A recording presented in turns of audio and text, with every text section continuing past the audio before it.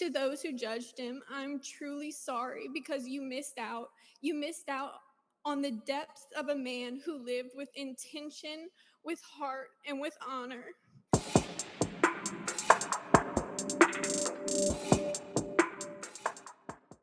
Welcome to Grace's Crimes. My name is Grace, and this is my true crime channel where I talk about crimes of passion, panic, and pure freaking foolishness. Before we get started, if you're a new follower, hi, welcome to my channel. If you like what you see, like, comment, subscribe, share, super important.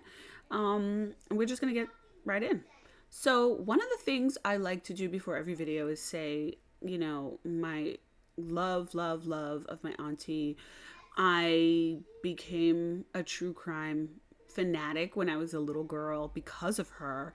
I watched like all the things.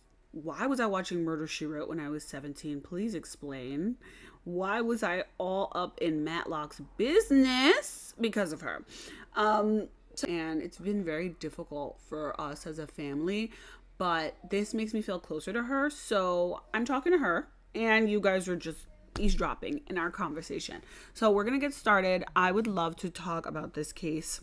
Today we're unpacking the story of Kyren Lacy, who was a once rising star at LSU. He was a Tiger and an NFL draft hopeful who in December 2024 was involved in a fatal crash and ended up taking his own life in April of 2025. There's a lot more to the story than we know, and we're learning a lot more every single day. So I'm going to do my best to talk about him and the accident, the legal charges, and the evidence and counterclaims, because it's bad. This one's bad.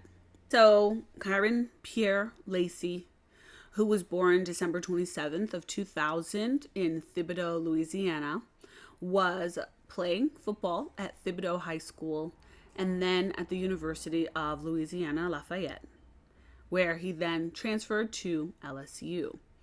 In his 2024 season, he caught 58 passes for 866 yards and actually tied for the Southeastern Conference, led with 9 touchdown receptions. I'm a football fanatic, so those are pretty good stats for somebody so young. He actually declared for the 2025 NFL draft, and many in his life saw his future as bright. But everything changed for him December 17th, 2024, when he was involved in a car accident. On December 17th, 2024, in Louisiana, on Highway 20 near Perez Lane in Lafourche Parish, a crash claims the life of a 78-year-old Herman Hall of Thibodaux. And according to the Louisiana State Police, Kyren Lacy was driving his 2023 Dodge Charger and allegedly was at high speed, passing multiple vehicles and crossing the center line, which is in a designated no passing zone. The police blame Kyren Lacy for causing a chain reaction, and a northbound pickup truck brakes, a Kia Cadenza swerves, and collides head-on with a southbound Kia Sorento, which Mr. Herman Hall was driving. Lacy reportedly fled the scene without rendering aid, without calling emergency services. So he was named in an arrest warrant for negligent homicide, a felony hit and run with death, and a reckless operation of a vehicle. So on January 10th of 2025, Louisiana State Police issue an arrest warrant for Kyren Lacy. He was arrested on January 12th after he actually agreed with the authorities to turn himself in. And they released him on the same day at $151,000 bail and charged Kyren with negligent homicide, felony hit and run with death, and that reckless operation of a vehicle. This was really detrimental to Kyren's life. You have to remember that he's a young kid. He has his whole life ahead of him.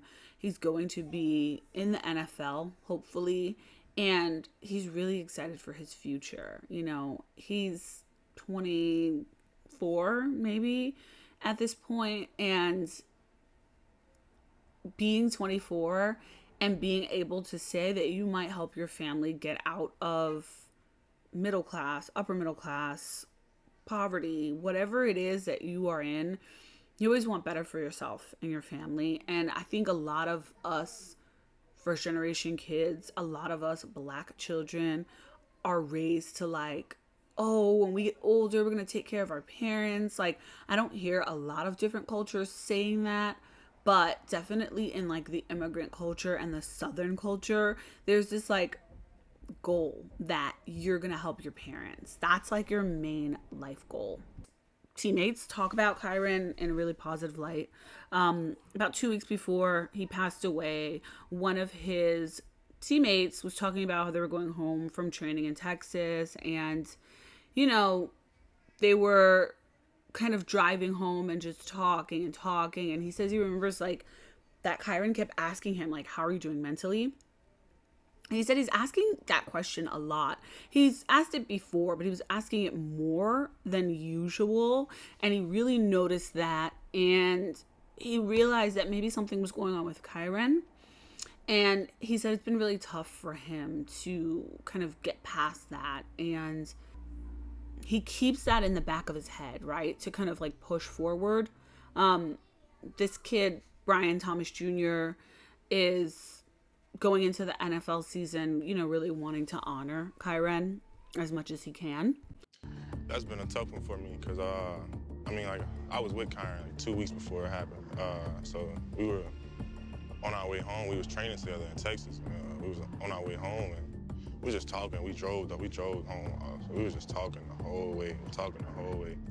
I remember he kept asking me how I was mentally. And, I mean, I was answering him. But I knew something was like going on, so I kept asking him how was he, because he never like, I mean, he always asked me that before, but he never like really kept asking. So I mean, for him to keep asking, I knew something, you know.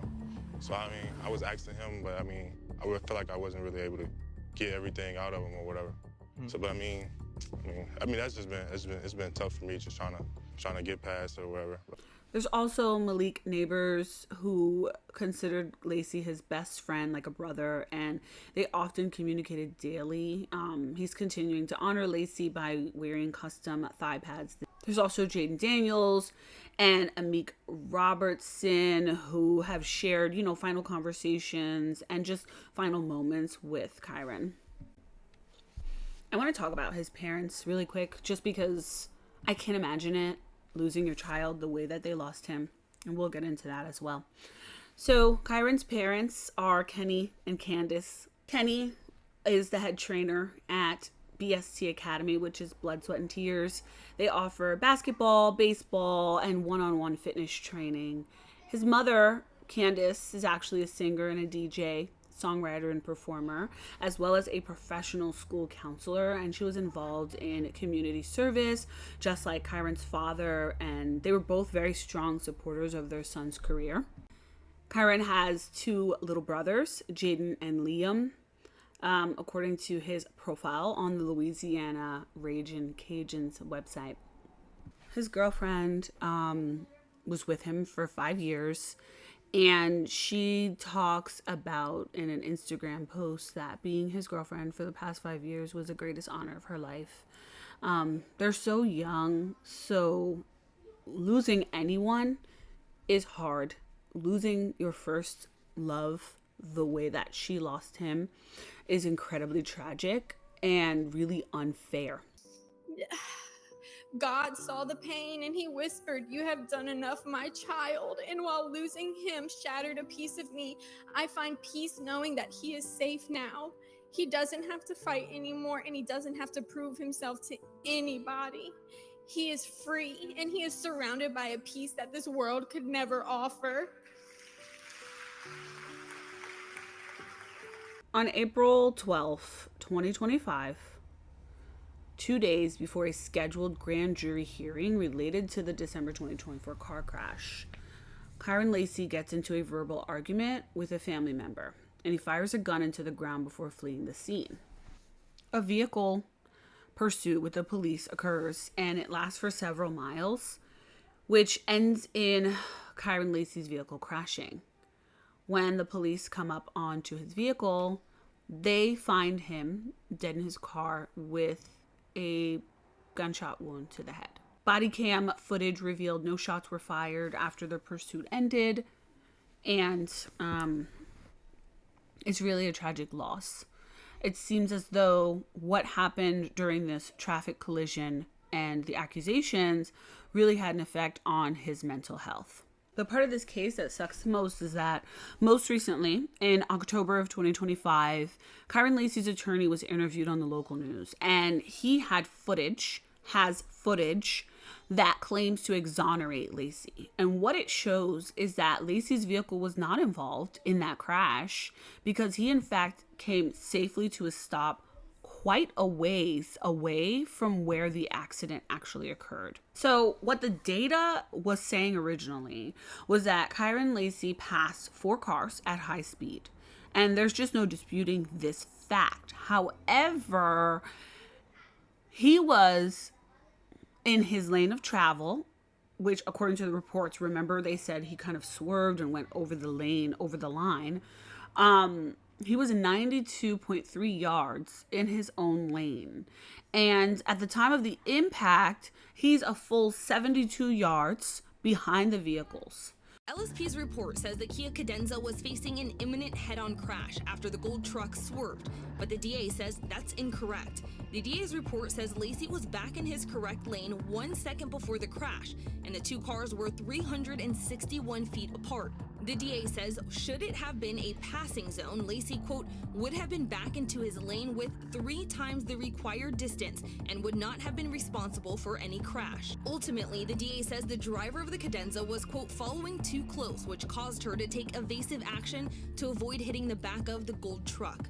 And evidence shows Lacy wouldn't have known he caused the crash. Still, LSP is standing by their report. In other words, he wasn't close to, around, or near these vehicles to make an impact to the actual accident and to that death of Mr. Hall, according to the video.